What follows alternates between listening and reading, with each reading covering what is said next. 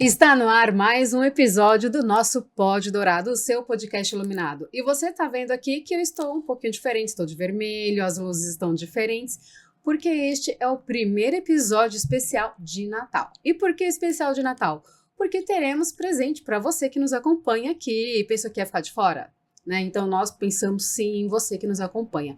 Então fica de olho aqui porque hoje já, a partir de hoje, quem estiver assistindo este episódio vai poder concorrer a um presente que a gente vai falar aqui no decorrer do nosso programa, tá? Do nosso podcast. E a nossa convidada de hoje é uma mulher incrível. Ela é jornalista e não é qualquer jornalista. Ela é premiada. E quem está comigo hoje é a Day Amaral. Day, seja muito bem-vinda. Ai, muito obrigada, Fê. É um prazer enorme estar aqui nesse, especial de Natal. Estou mais feliz ainda. Muito obrigada. Maravilhosa, muito bem-vinda. Day, vamos lá, eu já falei aqui que você é jornalista, que você é premiada, então eu já queria começar falando um pouco sobre a sua atividade de jornalista, porque você está na TV Cultura e você recebeu esse prêmio que é tão importante para a comunidade preta, né? Exato, é um reconhecimento, né, para jornalistas negros e negras da imprensa brasileira. É o segundo ano, né, é a segunda edição que eles fazem essa premiação, uma premiação realmente muito importante, Fê, assim, para a gente, porque por muito tempo a gente não se via, né, nesses lugares, a gente não achava que poderia ocupar alguns lugares, e aí muitas pessoas que vieram, né, antes da gente, como Glória Maria e como tantos outros nomes, assim, acho que trouxeram, deram essa oportunidade, esse espaço para que outros jornalistas negros, assim como eu, também estivessem, né, ali correndo atrás do seu, enfim, trabalhando nessa profissão. E hoje tem um prêmio destinado, né, dedicado para profissionais negros e negras da imprensa brasileira, assim, é muito importante. Ele funciona mais ou menos assim, ele tem alguns parceiros, né, que é o jornalista, esse prêmio é idealizado pelos jornalistas de CIA, um coletivo de jornalistas pretos, um Papo Reto e tantos outros nomes.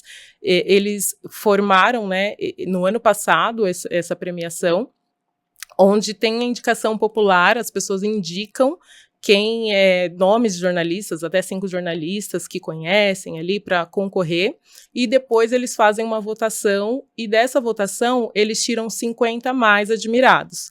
E aí eu estou nessa lista dos 50 mais admirados. Eu fiquei muito feliz. E desses 50, aí eles têm lá os primeiros, né, o top 10, os mais admirados de cada região. E aí teve a premiação recentemente, foi linda, assim, ver tanta gente potente, assim, eu fiquei muito honrada de ver muitas pessoas, estar ao lado, né, de muitas pessoas, assim, que eu admiro bastante, e ver muitos trabalhos que às vezes a gente fica só na nossa bolha, né, vendo aqui em São Paulo ou até Rio de Janeiro. Eu também tenho, a gente vai falar um pouco essa experiência com a assessoria de imprensa, onde me dava a possibilidade também de conhecer outros jornalistas de outras regiões, mas tá ali pertinho e ver, né, pessoas fazendo coisas incríveis, assim, norte, nordeste, sabe, centro-oeste, sul, enfim, assim, trazendo à tona recortes de notícias, informações que até então a gente, estando na bolha, como eu falei, a gente não tem muito acesso, né? E aí você vê que essas pessoas estão dando voz e trazendo, sempre com recorte racial, que eu acho que é muito importante também.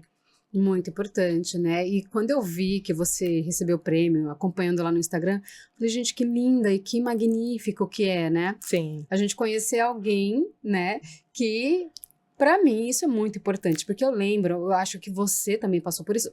Desculpa perguntar, mas você tá com quantos anos? Eu tô com 37, eu não tenho nenhum problema em falar da idade. Tá, então estamos ali, estamos juntas. Sim. Eu lembro que quando eu era criança, que eu assistia TV, eu não via negros na TV, era muito raro ver, né, uma personalidade negra na TV, no entanto que eu lembro que as poucas que eu vi, as duas únicas que eu lembro, Thaís Araújo e a Areta fazendo a Pata nas Chiquititas. Que é uma amiga que a gente tem em comum, né, que a gente chama de paixão. Beijo, Are! Agora gravidinha também. Sim, verdade, assim, realmente a gente não tinha essa referência. Tanto é que, assim, hoje você me apresentou falando que eu estou na TV Cultura, eu demorei 18 anos para conseguir trabalhar numa TV, assim, entrar numa emissora de televisão. Mas por quê? Justamente por não achar que era ali o lugar. Por mais que eu quisesse, né, era um sonho, porque assim, eu não tinha referências, eu acho que é até legal a gente falar. Esse sonho, né, de ser jornalista, ele começou, na verdade, com meu pai. E aí depois eu quero abrir um parênteses. Aliás, vou abrir um parênteses Sim, agora. Já abre, porque eu vi que você fez ontem um post maravilhoso Exato, sobre eu ia seu falar pai. exatamente sobre isso. Conta. Eu vou me emocionar, mas meu Deus. vou conseguir falar. Assim, meu pai, ele é um exemplo para mim, né, um orgulho. Hoje, né, para quem não viu esse post, mas está lá nas redes sociais, ele apresentou ontem o TCC dele. Com 69 anos, ele está concluindo, né, a faculdade de psicologia. E o meu pai, ele sempre foi exemplo para mim nessa questão de educação. Uhum. Enfim, é muito, Sim. assim, eu lembro, né, eu tenho lembranças do meu pai concluindo o ensino médio quando eu e meus irmãos já éramos, né, meus irmãos eu tenho 2 irmãos mais velhos, né, eu sou a única menina, a caçula, e eu tenho lembrança de esperar o meu pai chegar da escola, né, ele ia trabalhar pela manhã, ia para a escola para terminar o ensino médio, porque ele estava trabalhando numa empresa, ele foi aposentado, inclusive, nessa empresa, e lá ele teve uma oportunidade de crescimento, só que ele precisava terminar os estudos. Uhum. E aí foi quando ele voltou a estudar nesse momento que a gente estava ali, enfim, que a gente já éramos, assim, crianças. Eu não lembro a idade que eu tinha, mas eu tenho... Devia ter tenho memórias, né, de ver exato. seu pai estudando ao mesmo tempo que você também estudava. Exatamente. Eu também tenho uma memória você tem assim. essa memória. E ele que me introduziu à leitura, por exemplo, né? Eu tenho até hoje os livros, para mim é uma herança que ele deixou, né, ele deixou para mim, que são os livros de literatura brasileira, né? Nessa época ele estudava e os professores indicavam esses livros, e aí ele chegava com todos esses livros, reunia eu e meus irmãos e mostrava pra gente, cada um, falava um pouquinho de cada livro, e aí eu lembro que ele falou, escolhe um livro para você ler. Uhum. E aí eu lembro que o primeiro livro que eu peguei foi o Meu Pé de Laranja Lima, uma história, né, eu comecei a ler esse livro porque eu acho que era o mais próximo, assim, mais adequado para minha idade. Uhum. Eu lembro que eu fiquei fascinada pelo livro A Moreninha, só que eu não podia ler porque eu era muito nova, então ele não deixou eu ler. Eu fui ler mais para frente, com 16, 17 anos, né, que eu já tinha um pouco mais de maturidade para entender algumas questões. E eu tenho muito essa lembrança, né? E aí depois, quando ele terminou o ensino médio, ele não deu continuidade nos estudos e focou no trabalho, né? Então ele ficou ele se aposentou. Já tem, acho que uns 7 anos, mais ou menos esse tempo que ele se aposentou. E aí ele não tinha estudado mais, ele queria fazer alguma coisa, ele falou, ele sempre foi muito ativo, enfim, tem várias coisas assim que eu acho que dá mais um... Dá mais um livro, mais um outro podcast. Um outro podcast, mas aí ele foi fazer outras coisas, acabou que ele tem problema, né, ele tem problema de saúde, ele tem diabetes, ele faz hemodiálise, e as coisas que ele tinha optado em fazer depois, quando ele se aposentou, não dava, porque era muito braçal. Por exemplo, ele queria vender coco na praia, eu fui vender coco na praia, teve um período, ele falou, não, vou morar na praia, e foi vender coco na praia, só que ele não tinha mais não tinha fisicamente, né, a disposição exatamente para trabalhar. E aí veio muito assim, essa questão da doença, ele ficou internado, enfim, só que ele nunca quis ficar parado. E aí ele falou, preciso fazer alguma coisa. E aí a gente troca muito, né, sobre essas questões de educação, e eu falei para ele, pai, tem um lugar muito bacana, não sei se eu posso falar aqui, mas eu acho que é importante. Pode, sim. Eu vou falar que é a Educafro, que é muito, eu acho que você conhece. Sim. E quem não conhece, né, acho que é importante... Quem não conhece, passe a conhecer. Exatamente, porque ajuda, né, são ações afirmativas para ajudar o negro a chegar numa faculdade, com bolsas de estudos. E eu já conhecia e falei, pai, vamos lá. Levei meu pai para conhecer, ele conheceu a Educafro, começou a fazer o cursinho com eles, fez o vestibular e conseguiu uma bolsa e começou a faculdade, né? Então ele estava ali, o que ele vai fazer? Eu ajudei muito ele nessa escolha, a gente pensou e ele achou que seria interessante psicologia, hoje ele é apaixonado por essa área, e aí ele foi. Enfim, eu quis fazer, né, abrir esse parênteses e fechar esses parênteses para falar exatamente sobre essa questão da educação, da importância da educação. E foi através dele que surgiu esse sonho, né? Então, voltando nesse ponto do jornalismo, foi através dele. Por quê? A única referência que ele tinha na televisão era a Glória Maria na época. E ele conta para mim que antes mesmo de eu nascer, ele falava, eu quero ter uma filha e eu quero que essa filha seja jornalista. Uau! Então ele já ele profetizava, você. Exatamente. Ele falava. E aí, quando eu nasci, eu cresci ouvindo isso, né? Minha filha vai ser jornalista, minha filha vai ser jornalista. E eu automaticamente fui adquirindo, né? Pegando esse sonho realmente para mim, porque todo mundo me perguntava, o que você vai ser quando crescer? Eu, jornalista. Então, eu brincava fazendo reportagem, eu escrevia bastante, eu escrevia fazia livros, assim, tinha um caderninho onde eu fazia histórias, contava história. Eu não tenho mais, infelizmente, mas eu escrevia bastante, roteiros de teatro. Você falou da Areta, na época dos Chiquititas, a gente assistia muito, e eu assistia muito, e depois eu adaptava ali aquela cena, ou né, aquele episódio ali da novela daquele dia, adaptava para teatro para as minhas amigas. Gente, então eu fazia, eu dirigia, fazia lá o roteiro, dirigia todo mundo, escolhia quem seriam os personagens, e aí tinha um problema, né, porque eu morava num quintal com as minhas primas, e todas negras, e a gente tinha a Pata, tinha a Dani, que eram meninas negras ali nas personagens, né, das Chiquititas, mas não dava para todo mundo ser, né? Mas a gente conseguia colocar uma ali, vai ser a Milha, a gente tentava ali adequar para fazer um teatrinho. Então a gente fazia um teatro na rua, e era um teatro que tinha sucesso, viu? Olha. Porque a gente chamava as pessoas para assistir, as pessoas iam assistir, os meninos, a minha avó, minha mãe, minhas tias, todos iam assistir o nosso teatro que a gente fazia. Então, assim, essa coisa de escrever, essa coisa de roteirizar, essa coisa de fazer entrevistas, sempre foi, assim, né? E aí eu cresci com aquilo, só que chegou um momento da minha vida, quando eu já estava pensando em faculdade, o que eu iria fazer, eu fiquei naquele momento de reflexão. Será que é isso mesmo que eu quero? Ou será que é só algo que eu sempre ouvi o meu pai falando? E aí eu fui pesquisar, antigamente tinha aquelas revistas de teste vocacional. Exatamente, eu fiz as profissões, eu fui lendo e eu fui me identificando com isso. E eu tinha uma inquietação, né, que eu acho que a maioria dos jornalistas, assim, tem, eu quero mudar o mundo, não tá certo, tem muitas injustiças, eu quero denunciar, eu quero falar. Depois que eu cheguei na faculdade, a gente percebe que não é bem assim, né? Os professores vêm, mostram a realidade pra gente, e a gente vai seguindo, né, se adequando ali aos caminhos que o jornalismo te proporciona. Mas eu tinha essa inquietação e eu vi que era para mim. Eu prestei pedagogia, prestei história, não passei nenhuma das duas, eu acho que era para ser jornalismo mesmo. Aí fiz a faculdade, prestei vestibular para jornalismo e consegui. Aí eu falei, é isso mesmo.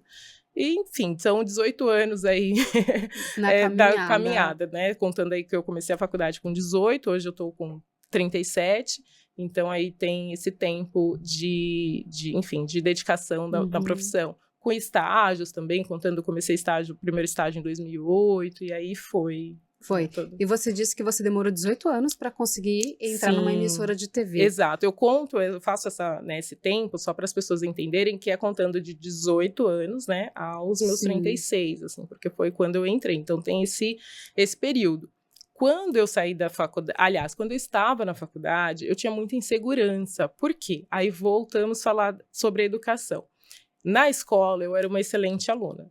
Então, eu ajudava as minhas amigas a fazerem os deveres. Eu lembro que eu reunia, as meninas iam na minha casa, fora do horário da escola, para eu poder ensiná-las. Eu ouvia delas assim, eu consigo aprender com você, eu consigo entender o que você fala, mas não consigo o que a professora fala. Então, eu tinha essa didática, assim, né, desde pequena, assim, de ensinar. Saber explicar muito bem, né? Exato. Então, competia, tinha concurso de matemática, participava, né, ou português, redação, então estava sempre participando. Só que eu estudava em escola pública, a escola onde eu estudava era considerada a pior escola do bairro, né? Então, assim, eu falo que eu... Pesa um pouco, Exato, né? pesa bastante. Mas eu achava que eu sou uma boa aluna, sei escrever. Quando eu saio da faculdade, aliás, da escola, e vou para a faculdade, eu percebo que não era muito bem assim, não. Né? Assim, o ensino não era muito... Eu não tive Precisava ter tido uma base melhor, né? Mais exatamente, profunda. exato. Erros de português nos trabalhos de faculdade, enfim, eram, assim, coisas que eu falei, gente, eu não tive essa base. Eu achava que eu era boa para aquele Sim, para aquele contexto, núcleo, exatamente, né? para aquele contexto. Mas quando eu saio desse contexto e vou para uma universidade, eu percebo que eu precisava demais, né? Precisava me especializar mais. E aí eu fiz cursos de redação por fora, curso de gramática, e fui fazendo algumas especializações para eu conseguir chegar próximo ali dos meus colegas, né, que trabalhavam ali comigo, que estudavam ali comigo, né, que tinha já, né, vinha de escola particular, eu me formei em escola, a faculdade também foi particular, então tinha muitas pessoas que vinham de escola particular, e para eu chegar próximo ali, né, que é aquilo que a gente fala da equidade, da igualdade, né, que da questão da corrida, da meritocracia. Sim. E a gente percebe que a gente está sempre um passo atrás, né? Então eu tive que ir atrás ali, mexer né, os meus pauzinhos para poder conseguir chegar próximo, Né? exatamente, chegar próximo ali. Então foi difícil, foi bem difícil, mas foi, né? Mas mesmo assim eu nunca parei, aí sempre volto ali fazendo os cursos, né, fazendo alguma especialização. Você então teve aquele período de achar que você sempre precisava estudar mais para se sentir merecedor ou até mesmo qualificada para atuar na sua área. Exato, e aí você falou, assim, até uma coisa que você trouxe que é muito importante, porque assim, eu terminei um curso agora, né, de radialista no Senac, e eu já tô pensando em qual o próximo curso que eu vou fazer. E eu acho que tá muito ligado a isso mesmo, né? Assim, eu não tinha essa ideia, mas acho que tá muito ligado a isso. Eu preciso. Tanto é que, quando eu chego na televisão, foi justamente pensando nessa questão. Eu tava ali bem estabilizada na parte de assessoria de imprensa, com muitos cases, assim, muitos casos, assim, muitos clientes, assim, com bons resultados, muitas pessoas me conheciam nessa parte de assessoria de imprensa, tanto é que quando eu saí do corporativo e fui montar a minha empresa, a DAC Comunicação, eu não prospectava, porque vinha clientes de pessoas que indicavam, olha, a DAI trabalha com a DAI é boa, então era difícil eu sair e prospectar algum cliente, né? Só que eu estava bem estabilizada ali. Só que o meu sonho sempre foi TV, como eu estava falando, né? Que é aquela referência que a gente tem. Eu acho muito lindo, assim... eu tô voltando alguns pontos, porque eu acho que é importante. Mas, assim, eu acho muito bonito quando eu vou falar com um jornalista, por exemplo, que o jornalista fala... né, alguém pergunta para ele por que ele quis ser jornalista, ele fala, porque meu pai assinava jornais, o Estado, a Folha, não sei o quê. Meu pai e minha mãe não tinham, não assinava. A prioridade deles não era isso, não era a assinatura de um jornal. Então, a referência que ele tinha era a televisão. Ele via a Glória Maria na televisão e ele falava, eu quero que minha filha esteja ali também. Então, para mim, a referência era aquela, TV. E sabe o que é mais legal também? Por exemplo, a gente olha para a Glória Maria, a gente fala, é possível.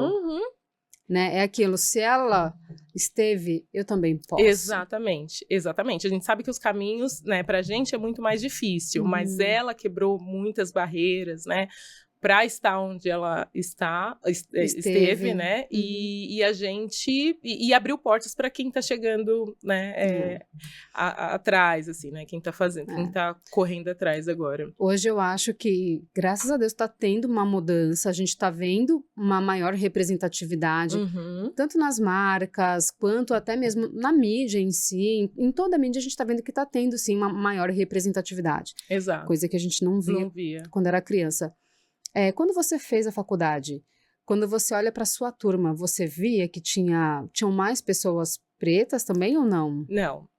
Não tinha, assim, tinha pessoas pretas, eu acho que até mais do que eu imaginava que eu encontraria, assim, mas eu consigo dar nomes para você e eu acho que eu consigo contar nos dedos da mão, assim, quantas pessoas que tinham. Exato. A grande maioria eram pessoas brancas ou pessoas pardas que não eram, né, racializados ou, né, não se consideravam... Ainda tem muitas pessoas pardas que não se reconhecem, né, que não têm esse entendimento como nós temos, né? Exato. Eu acho que ainda falta bastante essa educação nesse quesito para as pessoas conhecerem mais sobre esse lado racial, né? Exatamente. Então tinha, assim, tinha um amigo que, assim, eu perdi contato com ele, mas é uma pessoa que me ajudou muito, que foi o Marcelo Malê, na época da faculdade, assim, ele se aproximou de mim, vamos junto, ele já estava um semestre à frente, né, porque a minha turma de jornalismo na faculdade que eu comecei foi a terceira e última turma, depois a gente foi fomos transferidos para uma outra faculdade, porque o curso lá tinha acabado, então tinha esses desafios também, e ele foi uma pessoa que pegou na minha mão e falou, vamos junto. Então, enfim, me ajudou bastante ali. Então tinha, mas é isso, assim, só voltando, né, para responder a sua pergunta de chegar na TV, como eu tinha essa referência, e aí vem a educação, porque, novamente, né, os cursos, a vontade de fazer curso, porque eu não me sentia capaz, mas não por não me sentir capaz, porque muita gente fala, não, você é capaz, você pode, mas por não se ver ali, né? E aí eu falei, agora eu quero começar a direcionar a minha carreira para aquilo que eu sonhei e sonho, né? Que é TV. E aí eu fui fazer um curso de produção, né? Para eu me sentir preparada para concorrer a algumas vagas na área de produção. E aí foi o que aconteceu. Eu fiz o curso, terminei o curso, passou um período, me senti preparada, conheci uma pessoa incrível, através de uma amiga maravilhosa também, que é jornalista, que eu vou falar o nome dela, porque eu acho que vale a pena também enaltecer e sempre reconhecer esse lugar, que é a Semaia Oliveira, que é uma grande jornalista. Ela é consultora jornalística do Mano a Mano, né, do podcast do Mano Brown, foi fundadora do Nós Mulheres da Periferia. É uma pessoa que eu conheço desde nova, a gente estudou juntas na segunda série, eu tinha 8, ela tinha 7, porque eu sou um ano mais velha que ela, e aí a gente tem uma história ali de amizade, né, e ela também foi fazer jornalismo, e a gente continua, assim, muito, muito ligadas, muito, muito conectadas, tanto que ela indicou também muitos clientes para a DAC Comunicação, e ela foi uma pessoa, uma peça, assim, fundamental também para que eu entrasse na televisão, porque ela me apresentou o Lucas Veloso, que é um outro jornalista que também foi premiado. Eu quero falar esses nomes, porque eu acho que a gente gosta de falar, né? Vamos falar aqui os premiados. Exato, e quando eu fui mostrar para as pessoas sobre a votação, né, do prêmio, tinha gente que falava para mim, mas eu não conheço. Quem que eu coloco? Porque eu não conheço, que você tinha que indicar até 5 nomes. E tinha pessoas que falavam que não conhecia outros jornalistas negros, né? Então, eu acho que essa também é uma oportunidade para a gente falar desses nomes, para as pessoas cada vez mais conhecerem. E aí o Lucas, amigo da Semaia, que se tornou também um grande amigo, me indicou, e aí deu certo. Aí eu tô na TV agora, e consegui chegar nesse... Tá no caminho. Tô no caminho, né? Exato. E é sempre bom a gente enaltecer as pessoas que fizeram parte, né, do nosso caminho. Eu falo que a gente sempre tem pessoas que nos ajudam, que nos direcionam, que nos mostra ali, às vezes, alguma oportunidade que a gente não tá vendo, né? E é muito bom a gente enaltecer essas pessoas. E se precisar, fala sim o nome. Sim, eu vou falar sempre, porque, assim, são pessoas que eu admiro muito também, né? Que fazem trabalhos lindos, assim, na área, na área do jornalismo, de comunicação, né? Então, você agora tá na TV, você olhando para sua trajetória e olhando para onde você tá hoje, você se sente realizada? Eu acho que ainda tem mais. Eu sou inquieta. eu estou satisfeita, porque todos os meus planos, né, eu tracei ali um caminho e eu estou conseguindo conquistar. Mas eu acho que ainda não cheguei nesse momento. Não chegou onde você quer chegar. Ainda tem mais. Tem uma caminhada para trilhar aí ainda. Tem uma caminhada. Esse é só o começo. Né, eu estou há pouco tempo também na TV e continuo com a assessoria de imprensa. É importante falar, né, até porque a gente vai falar, enfim... Sim, a gente já vai falar. A gente vai falar de uma marca que eu trabalho, assim, também, que enfim, tenho um carinho enorme. Então, eu continuo em paralelo, né, trabalhando com assessoria de imprensa, mas também focando ali, direcionando para a realização de um sonho, que é trabalhar em TV. Ah, é magnífico.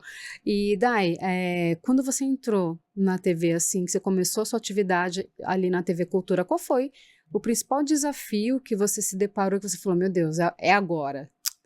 Olha, tem vários, né? Não vou falar que, não, foi fácil, porque não é fácil, eu não conhecia, por mais que eu trabalhava com assessoria de imprensa, até para quem está começando no jornalismo, e também acho legal falar, porque, assim, tem muitos estudantes que hoje em dia, depois da premiação, da certificação, começaram a me procurar para entrevistas mesmo de trabalho, de faculdade, enfim.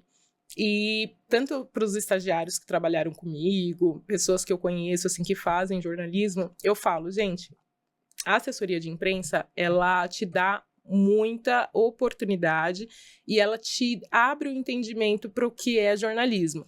Então, eu ia, inclusive, até te perguntar, a gente já vai aproveitar e entrar nesse assunto da assessoria de imprensa, porque eu já trabalhei com muitos assessores de imprensa por conta da minha atividade como influenciadora, sim, né?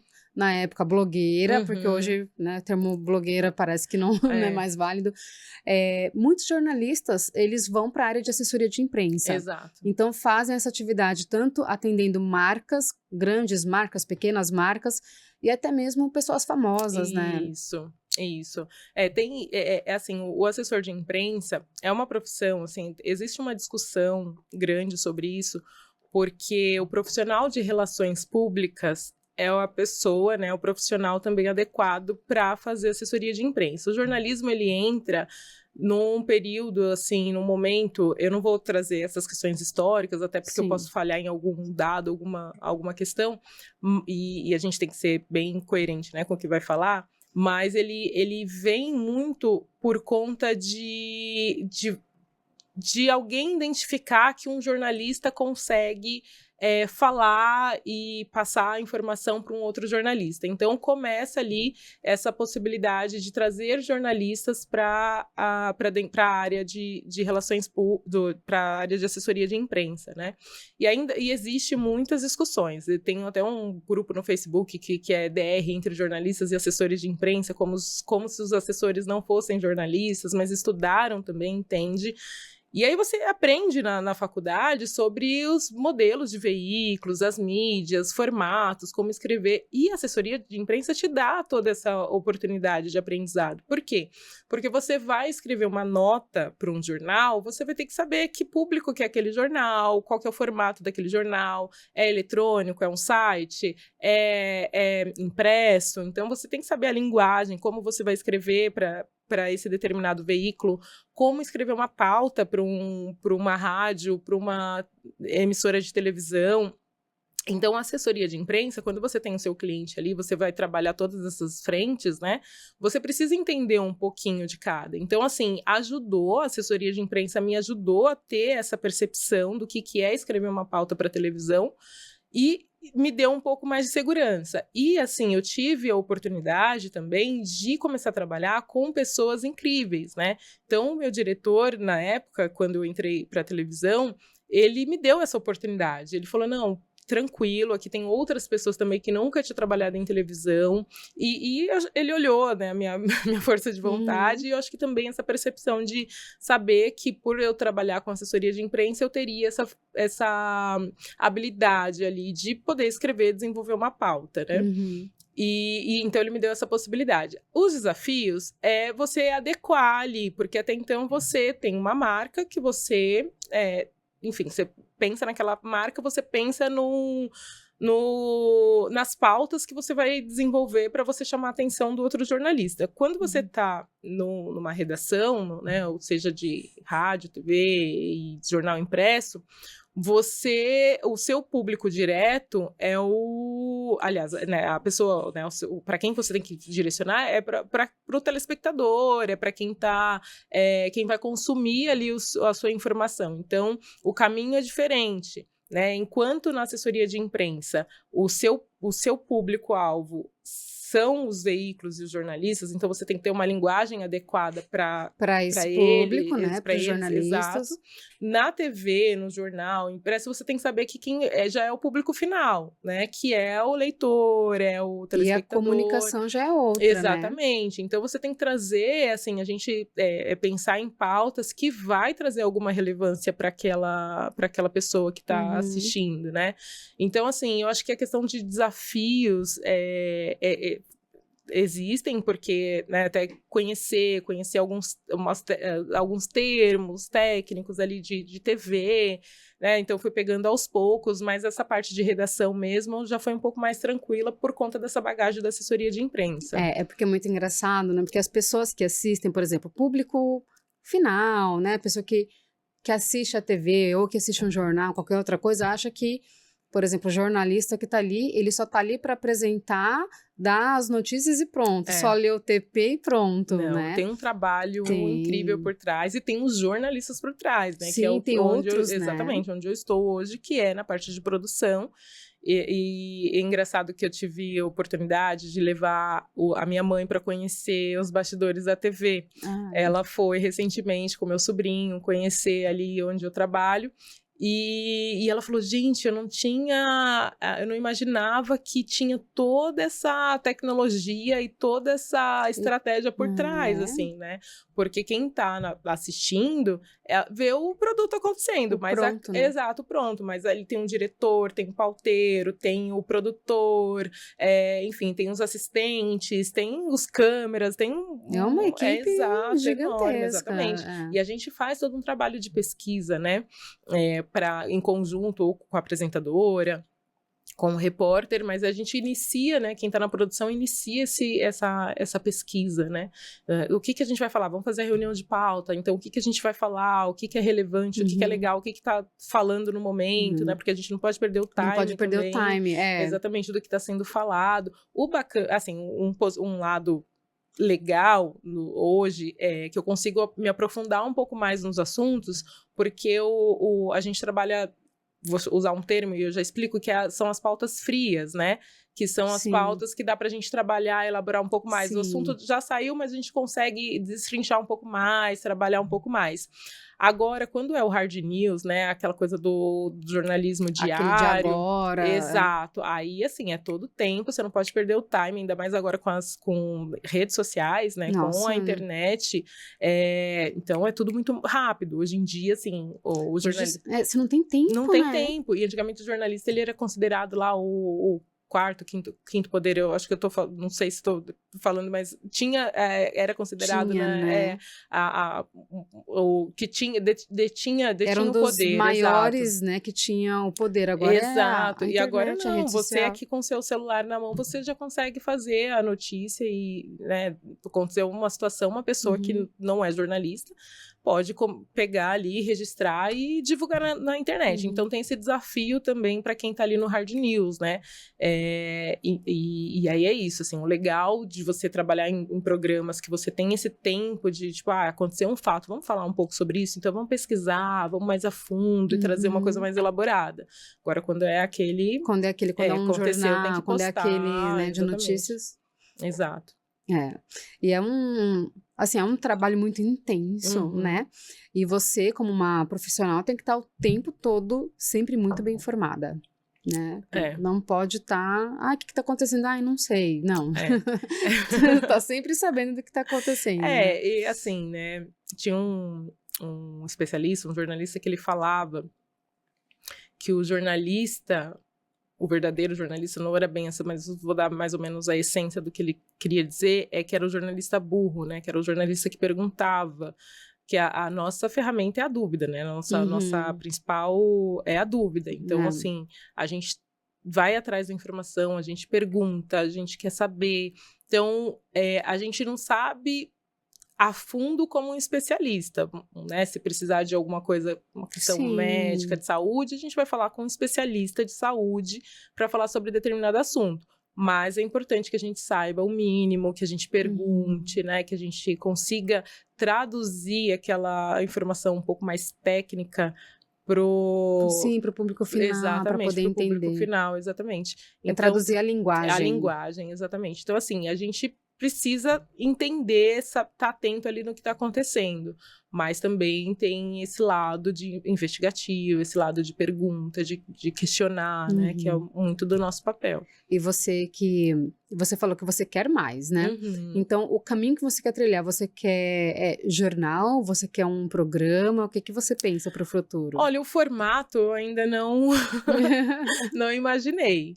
Mas a minha vontade é fazer reportagem mesmo, é estar ali na televisão, é aparecer. Então, fiz um curso, né, agora recente, também para isso, para eu me sentir preparada para isso, né? Então, eu quero realizar esse sonho. O formato ainda não defini. Então, pode ser um telejornal, né, que é aquela coisa diária, mas pode ser também um programa de televisão, onde, né, essas pautas que eu comentei que você possa, né, consiga fazer algumas matérias elaboradas, enfim. Então, acho que ainda não defini o formato, mas quero. Bacana. Agora, quero dar um recado aqui pro pessoal, que assim, eu vou trazer uma palavra aqui, uma palavra-chave. Então, presta atenção nessa palavra-chave, que daqui a pouco a gente já vai falar sobre ela. Então, guarda aí para você, anota no caderninho, anota na memória, né?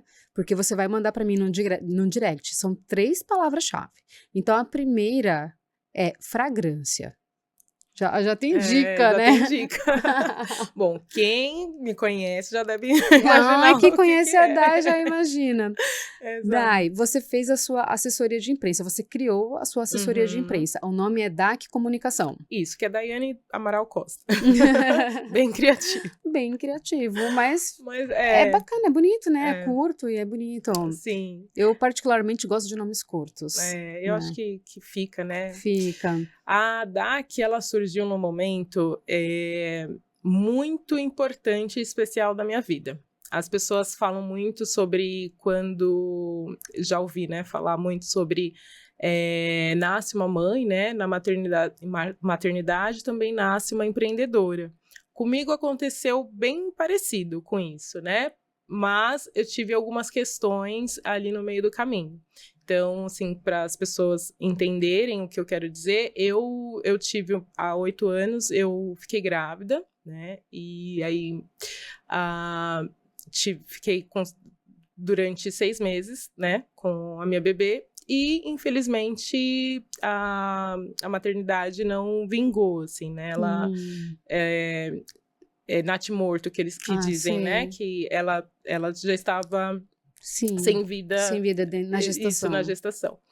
E aí foi um luto, foi muito triste. Foi muito triste. Nesse período da minha vida, eu estava como diretora numa assessoria de imprensa, que também foi uma história muito legal, assim. Eu trabalhei em algumas agências, algumas assessorias de imprensa, e aí a última que eu estava trabalhando era uma agência que eu me encontrei.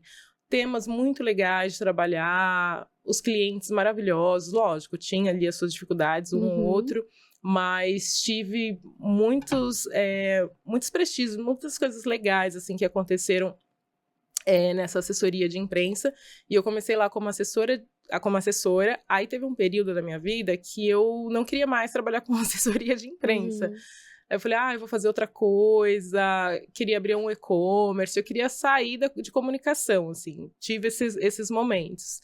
E aí eu já estava meio que me organizando para isso, e chegou um momento muito importante, e hoje eu acho que faz muito sentido, né, esse momento, assim, por ter acontecido isso naquele momento. Eu já tinha avisado todo mundo que eu ia sair, os diretores daquela agência e a minha coordenadora na época, a gente estava fazendo um trabalho de avisar os meus clientes de que eu não estaria mais. Eu tinha contratado uma pessoa para ficar no meu lugar, eu já estava ensinando essa pessoa, então eu já ia nas reuniões para avisar, olha, fulana vai ficar no meu lugar. E aí já estava tudo certo para eu ir embora. Essa minha coordenadora, ela recebeu uma proposta do dono da empresa. Ele chegou e perguntou para ela, ele falou, olha, tem um cargo aqui como diretora comercial, quero que você venha assumir esse cargo. E aí ela falou pra ele, ela falou assim, olha, eu vou dar nomes porque assim, são pessoas queridas também, que eu admiro bastante, que é o Marco Mizazzi e a Angélica Cobra. E aí ela fala pra ele, Marco, eu aceito, só que eu não tenho ninguém pra colocar no meu lugar, porque a única pessoa que eu confio é a Dai, e a Dai tá saindo. Aí ele falou, então faz essa proposta pra ela. E ela veio fazer essa proposta pra mim. Ela falou, Dai, eu tô saindo pra assumir um cargo de diretora comercial e a única pessoa que eu confio é você. Você aceita continuar na empresa e continuar como coordenadora? Aí já mudou tudo, assim, né? Porque eu falei, poxa, é um desafio. Talvez eu estivesse naquele momento de, tipo, já trabalhei muito com assessoria de imprensa e não tinha nada, estava acontecendo, estava sempre ali naquela mesma coisa. Aí veio essa oportunidade. Eu fui conversar com algumas pessoas, né, que naquela época para mim eram pessoas importantes, até na tomada de decisão, e essas pessoas foram abrindo, assim, meus olhos para essa oportunidade. E eu falei, eu vou aceitar. E aí eu voltei, aceitei e continuei lá como coordenadora. Então eu assumi um núcleo que foi desafiador, porque imagina uma mulher negra no local onde tinha muitas pessoas brancas, pessoas negras ali, era eu e uma amiga minha, que é minha amiga até hoje, que ela era da limpeza, né? Nossa, exato, assim. Tinha um outro rapaz também, que era de um outro núcleo, que era negro, mas eram só nós três. Sim. E fora isso não tinha, assim, eram pessoas brancas que trabalhavam. Então, assim, foi um desafio também ali, de assumir um cargo de responsabilidade e abaixo de mim terem assessoras brancas, e elas não aceitaram, né? Então, depois a gente pode até falar sobre isso. Então, mas já foi um desafio. Já foi ali, um desafio ali. E aí assumi esse cargo de coordenação, fiquei um período como coordenadora. Depois de um tempo, eles estavam reorganizando a empresa, né? Então estava crescendo a empresa, e aí eles decidiram criar núcleos e ter gerentes de núcleos, né? Diretores de núcleos. E aí eu fui de coordenadora para diretora de núcleo, né? Então eu trabalhava ali com o núcleo de educação, infantil, pais e filhos, enfim. Estava ali num momento muito, assim, profissionalmente legal, mas a minha vida pessoal tava uma bagunça. Muita coisa, eu tava num relacionamento extremamente abusivo. Assim, eu conseguia separar muito bem, as pessoas falam muito dessa minha inteligência emocional, que eu não sei de onde eu tiro toda essa força que as pessoas falam que eu tenho. Mas foi, assim, extremamente delicado aquele momento, né? Eu acho que, enfim, aí é para um outro podcast também a gente falar sobre a fragilidade. A fragilidade masculina. Ai, meu Deus. Enfim, que eu acho que não aceitou muito bem, então eu tava vivendo um relacionamento muito tóxico e muito abusivo. E aí veio nesse momento a perda da minha filha, né? Então eu fiquei mal, sem saber o que fazer. E aí foi quando eu tinha, né, por lei, a gente tem licença maternidade também, porque aí a minha filha foi natimorto, mas eu tive que registrar, tive que fazer o enterro. Fazer todo. Exato. Um processo então ela bem tem nome, doloroso. ela tem, enfim, né, ela tava, enfim. Ela teve uma vida. Teve uma vida, exatamente. E aí eu tava nesse momento de repensar a minha vida. E eu falei, gente, preciso fazer alguma coisa pra mim. Eu tô feliz aqui no trabalho, mas eu preciso fazer alguma coisa pra mim. Até ficou emocionada. E aí foi nesse período que eu decidi... Nesse período você decidiu, então, focar em algo pra você. Mas aí eu fiquei 4 meses, que foi a licença maternidade que eu tive. Eu tive o tempo pra pensar. Os diretor, o Marco, ele não queria que eu saísse. Ele foi até mim pra falar, Dai, não sai, vai ser importante pra você. Todo mundo, assim, tentando me ajudar naquele momento, mas eu quis respeitar aquele momento, né? Era importante eu viver aquele luto.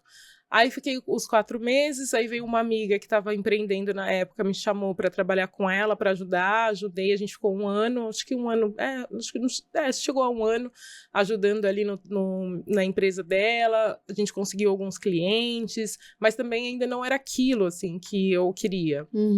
Não estava legal ainda naquele formato. E aí foi quando eu conversei com ela, eu falei, não, eu preciso tocar sozinha, né, eu preciso fazer alguma coisa para mim. A gente dividiu os clientes que eu tinha conseguido na época, né? Ficaram comigo, exatamente. E aí ela foi tocar também a assessoria dela e eu fui tocar a minha. E aí comecei ali, já tinha esses clientes que eram clientes também que me acompanhavam, que estavam... Já desde antes, né? Inclusive, nessa empresa onde eu trabalhei, tinha um cliente que ele saiu, ainda estava lá quando ele saiu, e ele ficou sem assessoria de imprensa. Quando ele soube que eu estava com a minha, aí ele veio... Ele veio para sua, exato, né? Exato. E aí surgiu, né, essa marca maravilhosa que a gente vai falar daqui a pouco, mas, e aí foi esse momento, foi aí que veio o empreendedorismo. Com os seus desafios, Sim. né, a solidão da empreendedora, porque a no gente começo queria... é todo muito sozinha, né? Muito sozinha, ainda né, o eu-gência que a gente fala. No meu caso é eu keep. Eu keep, exatamente, quando eu vou fazer alguma reunião, nós. Eu e a empresa, né? Mas, assim, tive estagiários comigo, pessoas bem legais que trabalharam, que eu pude ver ali o crescimento. Tem pessoas que eu admiro, que eu torço ali para a felicidade dessas pessoas, que elas trilhem, né, caminhos, assim, caminhos de luz, assim, de bênçãos também na área de jornalismo. E aí, assim, hoje eu tô me permitindo a escolher alguns clientes, né? Porque eu tô com esse foco em TV, continuo com assessoria de imprensa, mas hoje eu tenho essa... Você tem uma liberdade para escolher, e eu estou com marcas que confiam no meu trabalho. Isso é muito importante. Já vamos falar dela, né? Vamos falar aqui, ó. Paris Élysées. Como é que fala? Paris Élysées, isso. Paris Élysées. Gente, é muito chique. Paris Élysées. Deixa eu mostrar aqui, ó. Vamos ver aqui. Aí, gente, ó que chique. Paris Élysées. Sabe o que tem aqui dentro? Aqui dentro, a Dai conseguiu para você um kit de perfume feminino e masculino, né? Para sorteio. Então, pedi para nossa produção colocar a câmera aqui do meio. Aqui, ó. Olha, gente.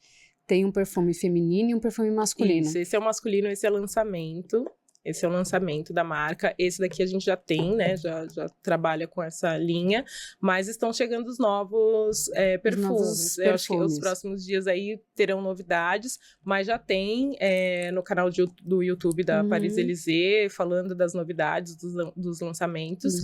E eu acho que é importante falar que essa foi a primeira marca que acreditou. Assim, tinha os outros clientes, como eu falei, que já me conheciam. Mas eu falo que é a primeira marca que acreditou porque eles não me conheciam, eles não conheciam o meu trabalho, né? Eu fazia assessoria para uma outra empresa de cosméticos, e aí eu fui para um evento de beleza. Lá, o gerente da época dessa marca de cosméticos me apresentou para a diretora comercial dessa marca. Ela pegou o meu telefone, pediu para eu marcar uma reunião com o diretor da empresa aqui no Brasil. E aí, que é francês, né, que tá aqui no Brasil, que veio junto com a marca, né, para trabalhar o mercado brasileiro. E aí eu fiz a entrevista lá, a reunião com eles, na verdade, levei a proposta comercial, fui em 2 momentos. Então, fui num primeiro momento para ele conhecer o meu conhecer meu trabalho, e o segundo momento onde eu fui mostrar a proposta. E aí não teve objeção, e ele, vambora, tô com você. E tá até hoje. E tá até hoje, assim, foi isso em 2017. Uau, já tem um bom tempo, já tem um tempinho, que a gente tá trabalhando juntos, e aí o meu trabalho com eles é o marketing de influência, né? Então, foi até onde a gente se conheceu, porque a gente começou a fazer vários eventos, e ele me dá, assim, toda a liberdade para desenvolver toda uma estratégia. E aí no lançamento, eu acho que foi no lançamento do Romantique que a gente fez aqui em São Paulo. Pode mostrar aí, ó. Aqui. Mostra a gente aqui, fez... Aqui? Isso. O lançamento dessa linha aqui, a gente fez São Paulo, fizemos Rio de Janeiro, fizemos Fortaleza também. Fortaleza eu não fui, queria muito ter ido, mas não fui. Mas a gente foi pro Rio, né? Então, assim, imagina, pegar avião com caixas, com um monte de coisa, e montar o evento ali sozinha, de longe, né? Com alguns fornecedores, falando com fornecedores de lá, criando ali toda uma conexão com influenciadores também de lá, para ter influenciadores no evento e fazer essa conexão. E aí, chegar lá, montar todo o evento. E aí, quando era para a diretora, ela ia fazer uma palestra, só que ela acabou tendo um problema no voo, não conseguiu ir. Ela falou, Dai, eu não vou conseguir ir. E aí, Nossa. eu tive que palestrar. Fazer tudo só. Aí eu fiz a palestra, mas isso também é legal, porque legal. assim, não foi a primeira vez, aí eu fiz outras palestras também, falando da marca, e eu trago essa questão muito do sonho, né, tanto a diretora comercial, que é a Patrícia, que é uma pessoa excelente, que eu acho que também vale de trazer aqui. Deixa eu só fazer uma pausa, para falar já a segunda palavra-chave. Bora. Segunda palavra-chave é Paris, tá? Então, anota aí, Paris. Então, já anotou a primeira, né? Então, a segunda, a gente não Paris. pode falar a primeira, já foi. Já foi. Continua, Dai. E a Patrícia, eu vou fazer essa conexão, é uma mulher forte, potente também, incrível. Ela teve, né, tinha um sonho e tem toda essa relação de sonho com a Paris-Élysées, e aí eu falo também que para mim foi uma questão de sonho, deles acreditarem na minha proposta. E aí, enfim, a gente leva isso, que é uma marca que acredita mesmo nas pessoas. Então, assim, tanto que a forma de vendas deles, assim, tem em perfumarias, mas também tem as pessoas que vendem as sacoleiras, né? Que compram que legal, os produtos. Não sabia que tinham. Tem porque bastante. eu já vi em várias lojas, por exemplo, perto da minha casa tem a Thalia. Na Thalia vende, a Thalia é uma perfumaria muito grande, Exato. né? Exato, Ikezak vende. A Ikezak vende também na Renner, né? Renner vende. Aí tem as online, né? As lojas online, que é a Época Cosméticos, a Beleza na Web. Agora eles estão com uma página também no Mercado Livre, né? Então tem ali que vende os perfumes. E tem as pessoas que compram e revendem, né? As revendedoras. Eu falei sacoleira, mas são as revendedoras. Exato, porque antigamente a gente falava sacoleiras, né? Que compravam um monte de coisa e saía em porta para vender. Mas são as revendedoras também que podem usar. Então, assim, é uma forma de você obter renda extra também, né? Nossa, você trabalhar vendendo. E aí o meu trabalho com eles é o marketing de influência, de conectar, de fazer com que mais pessoas conheçam a marca.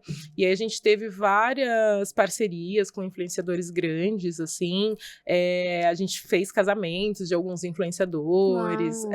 Aí a gente entregou para dar para os convidados receberam. E aí a gente, além dos eventos que a gente faz, e aí todo mês a gente faz uma campanha. Então no Instagram da DAC, né? DAC, no Instagram tá como DAC_digital, dá para ver ali as campanhas que a gente fez, e a gente trabalha hoje com micro-influenciadores, nano e micro-influenciadores.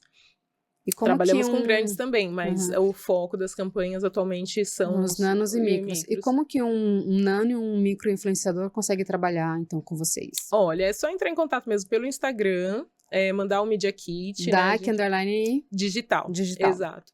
E aí manda o Media Kit pra gente, né? E a gente sempre avalia o perfil ali do influenciador. E aí, estando, né, dentro dos nossos propósitos ali, dos nossos... alinhado ali com o propósito da Paris-Élysées, da marca, exato. A gente segue ali com uma parceria. Então, tem pessoas que trabalham com a gente por muito tempo, porque acreditam também na marca, e a gente também acredita no trabalho. O legal, assim, da Paris-Élysées é que eles incentivam realmente, o diretor, ele fala que ele olha os influenciadores como empreendedores ali, né? Sim. Então, ele dá substâncias, e a gente sempre pensa numa estratégia para que o influenciador consiga também se desenvolver e crescer. Tanto que quando a gente pega algumas campanhas, tipo, faz aquele balanço das campanhas, a gente vê o quanto alguns influenciadores que começaram, às vezes, pequenos cresceram ao longo do tempo, trabalhando com a gente. Então, a gente vê que quando as pessoas vêm é porque gostam mesmo. E os comentários, a gente sempre comentário positivo, de as pessoas que seguem ali, eu gosto, eu já uso, ou eu não conhecia, quero conhecer, e quando conhece se apaixona. E realmente, o legal deles é que é a preço acessível, né? É, preço acessível, a pessoa consegue ficar cheirosa, exato, né? E com preço acessível. Legal falar que é francesa, né? Uma marca francesa, então até uma coisa que eu aprendi com eles, para você identificar se a marca é francesa realmente, olhar no código de barras da marca, se começa com 3, né, que exato. 3 é origem francesa? Exato, então você consegue identificar que a marca realmente é francesa. E as embalagens são muito bonitas, são né? bonitas. E tem uns frascos lindos também, né? Lindos. A gente participa de parada gay, a gente já participou levando os nossos produtos, exposição, outros eventos também, então a gente tem essa relação, né? Eu falei da parada gay por ser um evento grande. Sim, grande. Exato, porque a gente também faz essa conexão, então pessoas que trabalham outras assessorias, então eu faço essa colaboração com outras assessorias que vai fazer algum evento, chama a gente também, que a gente pode avaliar a possibilidade de entrar ali com os perfumes. Acho que teve um evento que a gente participou juntos, que você fez a reportagem, que era o da Rose Cordeiro, da Rose, né? Sim. E a gente foi lá também. Eu fui repórter do evento. Exato, você foi repórter e a gente tava lá com os perfumes. Eu acho que todo mundo saiu com perfume também, né? Eu acho que sim. Nossa, faz tempo. Foi então 2018. 2018, foi bem antes da pandemia. A gente nem sabia o que ia vir. Meu Deus. Depois daquela época. Mas é isso, assim, é uma marca que eu gosto bastante. E aí os perfumes, aí eu tava falando, né, que são perfumes franceses, o preço acessível. Quando eles chegaram no Brasil, aí nessa época não tinha, não trabalhava com eles, mas conversando, né, com os diretores, eles falaram que o slogan deles era luxo acessível, né, justamente por ser uma marca francesa de fora.